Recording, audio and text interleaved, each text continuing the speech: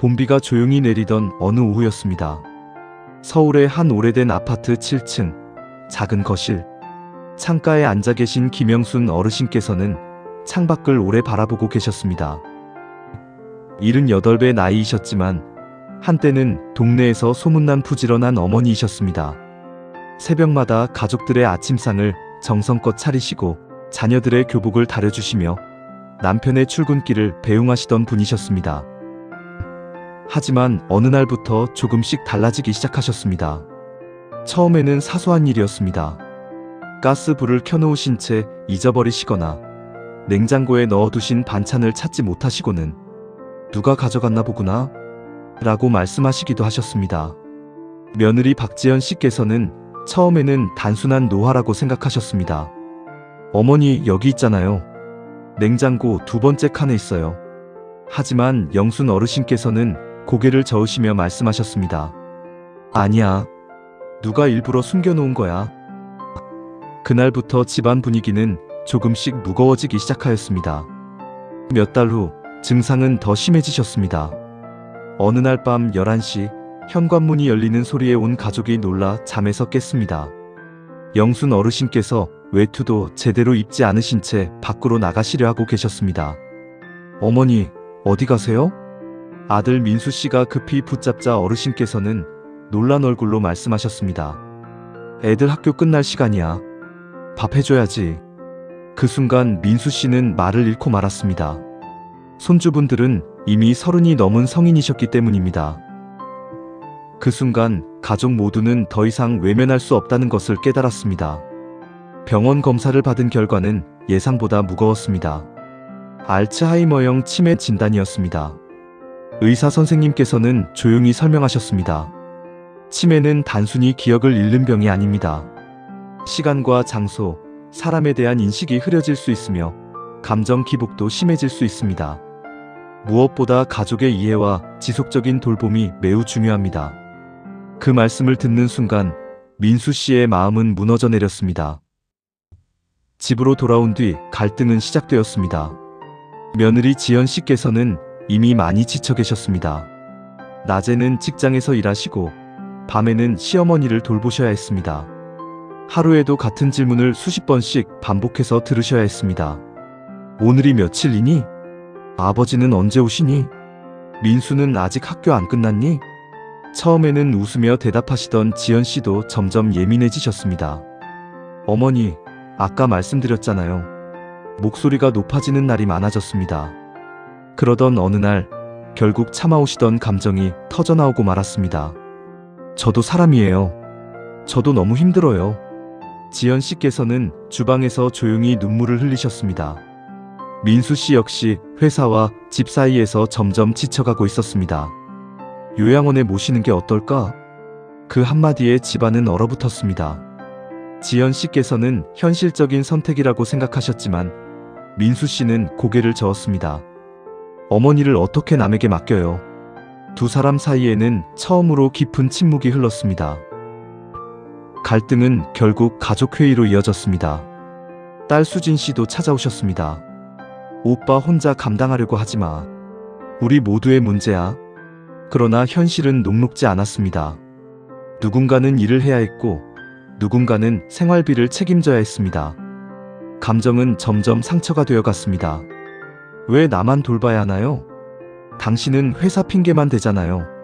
너는 멀리 살아서 모르잖니? 말은 칼처럼 서로의 마음을 찔렀습니다. 그날 밤 영순 어르신께서는 조용히 방문 뒤에서 가족들의 다툼을 듣고 계셨습니다. 그리고 떨리는 목소리로 말씀하셨습니다. 내가 미안하다. 그 한마디에 모두가 멈추었습니다. 치매로 기억은 흐려지셨지만 가족에게 짐이 되고 있다는 마음만은 느끼고 계셨던 것입니다.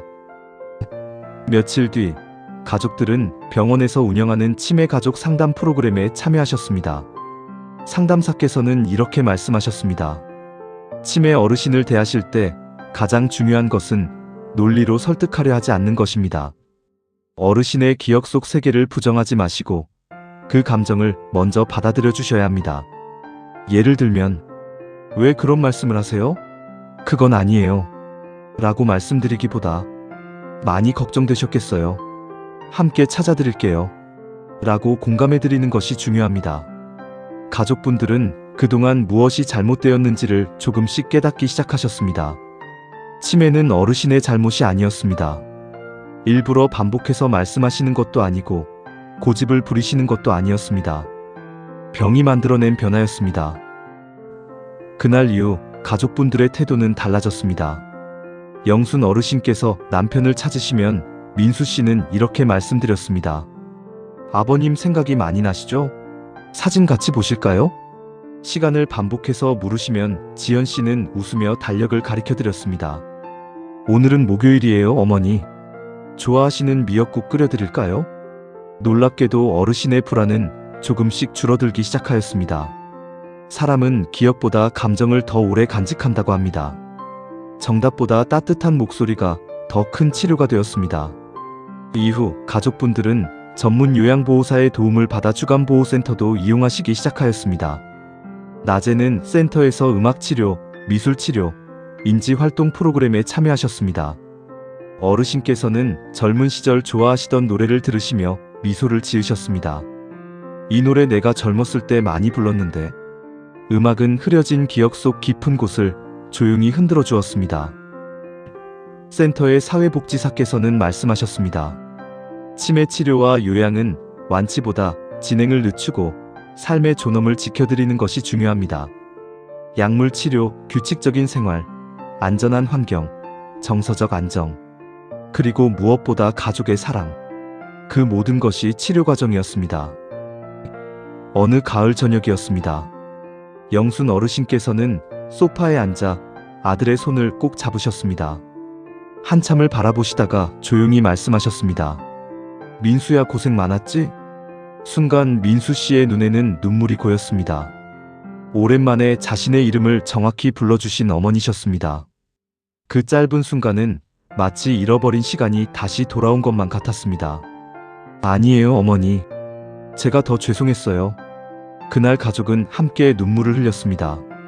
갈등도 있었고, 지침도 있었고, 상처도 있었지만 그 안에는 분명 사랑이 있었습니다.